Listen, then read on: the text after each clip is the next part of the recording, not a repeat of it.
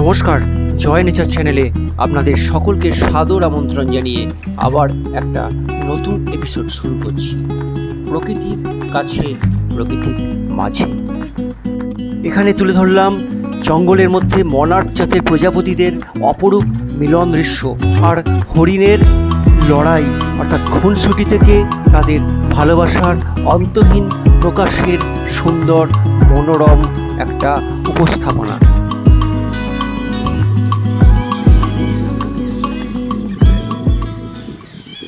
এগুলো হলো Indian spotted deer, চিতল হরিণ, বা বিজ্ঞানসম্মত ভাষায় এদের নাম হচ্ছে অ্যাক্সিস। চোখের সামনে এদের নানা ধরনের, এদেরও জীবনের নানা ভাব প্রকাশের ভঙ্গিকে সামনে পেয়ে ক্যামেরাবন্দি করতে ছাড়লাম না।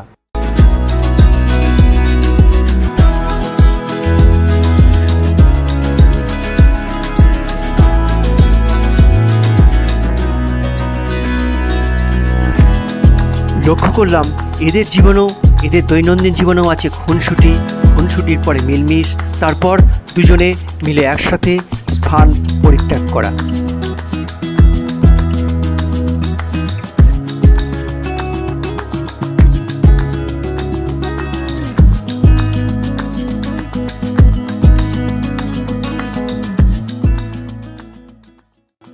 এর মাঝে ওরা যখন বুঝতে পারলো ওদের এই অন্তরঙ্গ নিভৃত আলাপচারের মধ্যে কেউ একজন ভাগ বসাচ্ছে, তখন অবাক দৃশ্যে তাকিয়ে রইল আমার ক্যামেরার দিকে এবং দ্রুত সেই স্থান থেকে চলে যাওয়ার চেষ্টা করলো।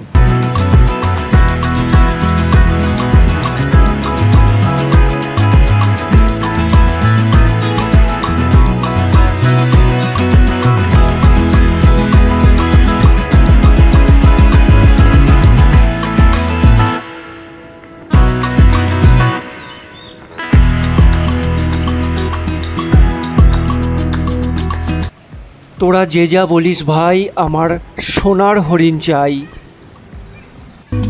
এগুলো হলো হরিণের একটা বিশেষ প্রজাতি, যাকে আমরা বলি সেন্ট্রাল আমেরিকান রেড ব্রকেট। এগুলো কলম্বিয়াতেও পাওয়া যায়, আনা হয়েছে আমাদের দেশে উপযুক্ত পরিবেশে। মেঘের গুরুগম্ভীর গর্জন না শুনলেও দেখতে পেলাম ময়ূরীর পেখম তোলার দৃশ্য। দুপুরের প্রচণ্ড রোদে ঘুরতে একটা গাছ পছন্দ হলো, যার তলায় বসে একটু বিশ্রাম নেবো, একটু জিরিয়ে নেবো। ও বাবা, তাকিয়ে দেখি এ তো শ্যাওড়া গাছ। দুপুরবেলায় শ্যাওড়া গাছের তলায় বসবো, মানে মনে একটু ভয়ও লাগলো, কারণ ছোটোবেলা থেকে শুনে এসেছি শ্যাওড়া গাছে নাকি পেতনি থাকে। শ্যাওড়া গাছ কিনা অবশ্যই একটু দেখিয়ে দিচ্ছি।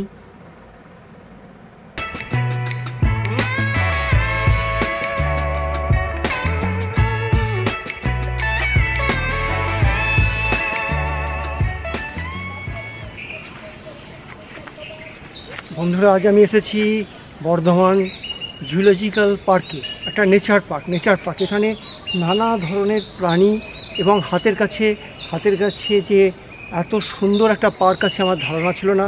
শুধু প্রাণীরা নয়, বিভিন্ন ধরনের গাছ, নানা ধরনের গাছ, অপূর্ব পাখির ডাক শুনতে পাচ্ছেন।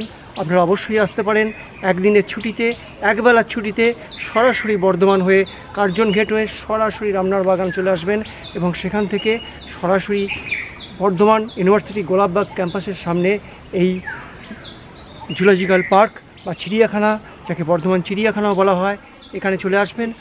আমার তো খুব ভালো লেগেছে, অবশ্যই আপনাদেরও খুব ভালো লাগবে। যে গোলাপবাগে যে অঞ্চলটা রয়েছে, এটাকে বলা হচ্ছে বর্ধমান চিড়িয়াখানা বলে। চিড়িয়াখানা বললে ভুল হবে, এখানে নানা জাতের গাছ রয়েছে এবং গাছের সাথে সাথে সুন্দর প্রাণীদের সমাবেশ।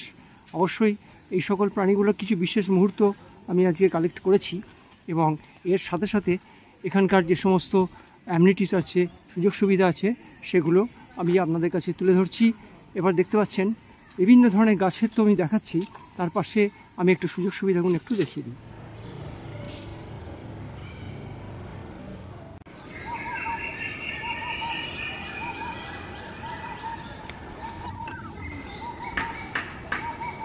এই পাখিটাকে ধনেশ পাখির মতো দেখতে এবং স্থানীয় নাম সাধারণত আমরা বলি মদন টাক পাখি। আর এই যে গাছে ফল ধরে আছে কালো কালো, আচ্ছা ব্লুবেরি বা ব্ল্যাকবেরির মতো ছোটো ছোটো গোল গোল ফলগুলো, এগুলো এক প্রকার হারিয়ে যাওয়া ফল, এগুলো হচ্ছে আঁশ ফল। এছাড়াও রয়েছে প্রচুর প্রচুর সেগুন গাছ, বহু পুরাতন সেগুন গাছ। এখানে জলেরও ব্যবস্থা আছে, আগে ছিল না। আগে যখন এসেছিলাম শীতল পানীয় জলে, যেহেতু এখানে জলের প্লাস্টিক বোতল নিয়ে আসতে দেয় না, সেই জন্য এখানে জলের ব্যবস্থা আছে এবং কোল্ড ওয়াটার রয়েছে, ব্লু স্টারের মেশিনও দেওয়া আছে, কোনো অসুবিধা নেই এখানে, একদম ফিল্টার্ড ওয়াটার। এছাড়া মাঝে মাঝে বসার জায়গা আছে, অর্থাৎ ঘুরতে ঘুরতে যদি আপনারা ক্লান্ত হয়ে পড়েন সেখানে আপনারা মাঝে মাঝে রেস্ট নিতে পারেন, রেস্টিং প্লেস আছে এবং টয়লেটের ব্যবস্থা খুব সুন্দর। এছাড়া কম্পোস্ট পিট আছে, মাঝে মাঝে কম্পোস্ট পিট, যে বিভিন্ন ধরনের যে বর্জ্য পদার্থ আছে সেগুলোকে ফেলে দেওয়ার জন্য। এছাড়া রয়েছে, দেখুন আমি টয়লেটটা দেখিয়ে দিচ্ছি, এটা একটা প্লাস্টিক বর্জিত এলাকা, পানীয় জল অপচয় করবেন না, এইভাবে বিভিন্ন স্টিকার দেওয়া আছে। শুধু একটা নয়, এগুলো হচ্ছে কম্পোস্ট পিট, বিভিন্নভাবে ইউজ মি দেওয়া আছে। আগে এই ব্যবস্থাগুলো পরে হয়েছে, এখন তৈরি হয়েছে, খুব সুন্দর। শীতকালের পক্ষে একদিনের বিনোদনের জন্য ভীষণ সুন্দর একটা পরিবেশ দেখতেই পাচ্ছেন। এবং দেখা যাচ্ছে যে ছোট ছোট বনসাই চারা, বট গাছের বনসাই চারা রয়েছে, দেখতে পাচ্ছেন কি সুন্দর চারাটা রয়েছে।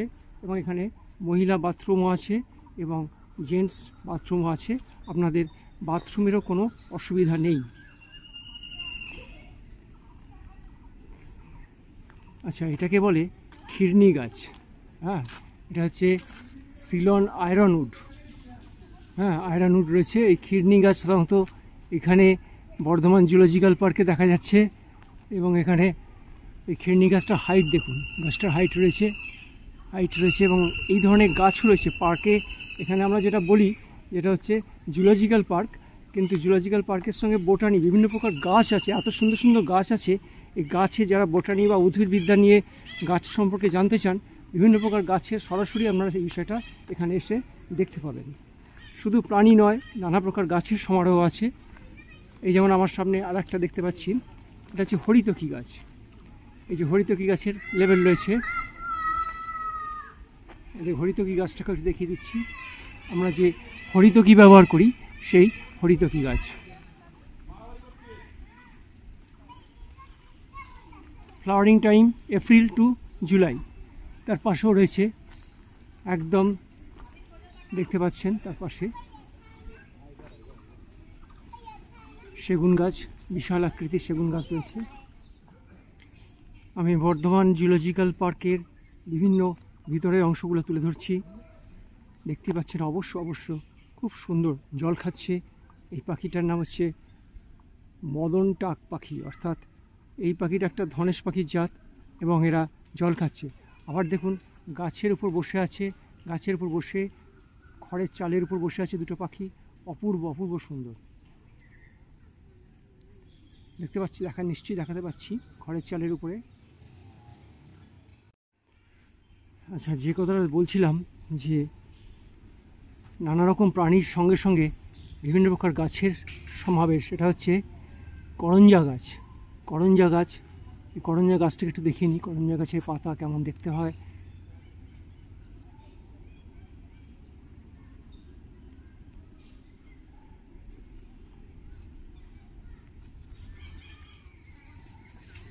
এবং বসার জন্য মাঝে মাঝে শেড আছে, বৃষ্টি যদি চলে আসে এখানে বিশ্রাম নিতে পারেন। এদের ভীষণ আনন্দের জায়গা হবে। অবশ্যই আসতে পারেন বর্ধমান জুলজিক্যাল পার্কে। এবং এটা বর্ধমান স্টেশন থেকে অটোতে বা রিক্সা বা বাসে এসে গোলাপবাগ ইউনিভার্সিটি গেটের সামনে দাঁড়াবেন, গোলাপবাগ মোড়ে নামবেন এবং সেখান থেকে একটুখানি হেঁটে চলে আসবেন এই বর্ধমান জুলজিক্যাল পার্কে।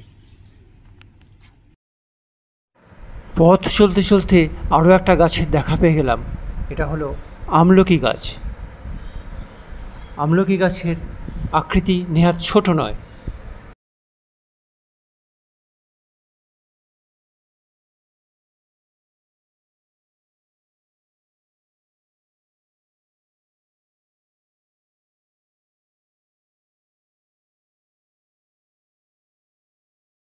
পড়েছিলাম যে আমলকি পিয়ালের ফন্দি কিছু মৌমাছি এখনো যে বন্দি, সেই আমলকি গাছ। আমলকি গাছের তলায় এখন দাঁড়িয়ে ভীষণ ভালো লাগছে। ফ্রন্ট ভিউতে আমি রাস্তাটা দেখাচ্ছি।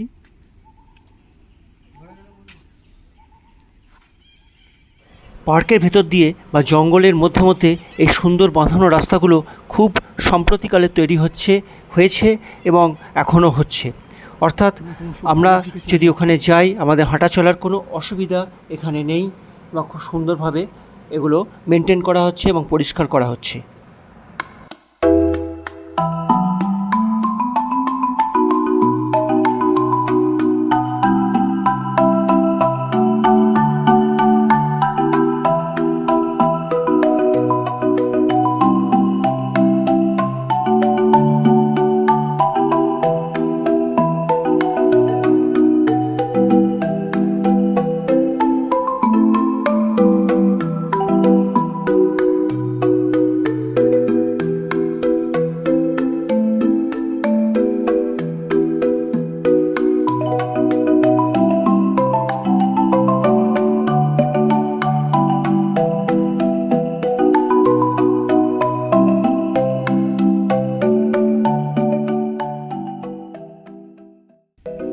এই কর্দমাক্ত জলাশয়ের মধ্যে বেশ কয়েকটা কুমির আছে, তবে এই প্রচণ্ড গরমের মধ্যে কখনোই ওরা ওপরে উঠবে না, ওরা জলের মধ্যে লুকিয়ে আছে। অবশ্য শীতকালে এদের দেখা যায়।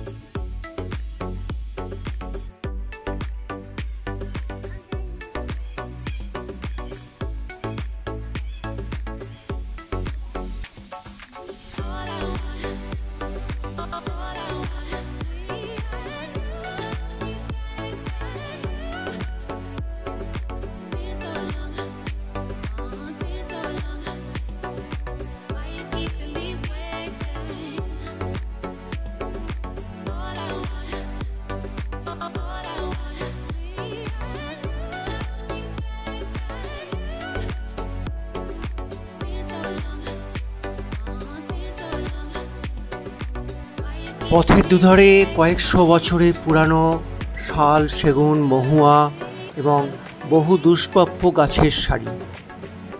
এখানে বর্ষার সময় যেমন মনোরম, গ্রীষ্ম মনোরম, আবার শীতও মনোরম। সরাসরি রোদ এখানে এসে পড়ে না এবং আমি গ্রীষ্মের প্রচণ্ড গরমের মধ্যেও এখানে রয়েছি, অর্থাৎ গাছের ছায়ার মধ্যে। ভেতরটা কিন্তু বেশ সুন্দর।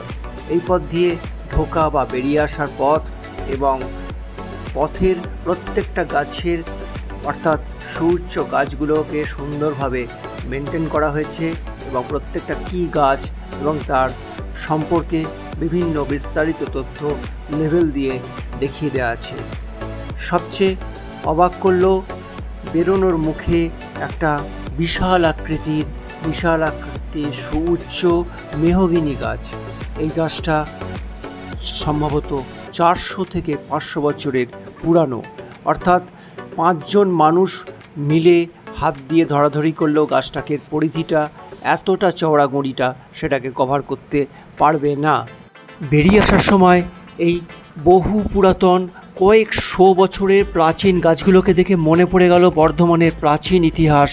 একসময় যেখানকার জায়গিরদার ছিলেন শের আফগান, সে আর তার সুন্দরী পত্নী ছিলেন মেহেরুন্নেসা। সে মেহেরুন্নেসাকে পরবর্তীকালে বিবাহ করেছিলেন সম্রাট জাহাঙ্গীর, আর মেহেরুন্নেসা হয়েছিলেন নূরজাহান, ভারত সাম্রাজ্ঞী নূরজাহান। আজকের মতো এখানেই শেষ করছি। যদি আমার ভিডিওটা ভালো লেগে থাকে অবশ্যই লাইক এবং সাবস্ক্রাইব করে নেবেন। আজকের মতো টাটা।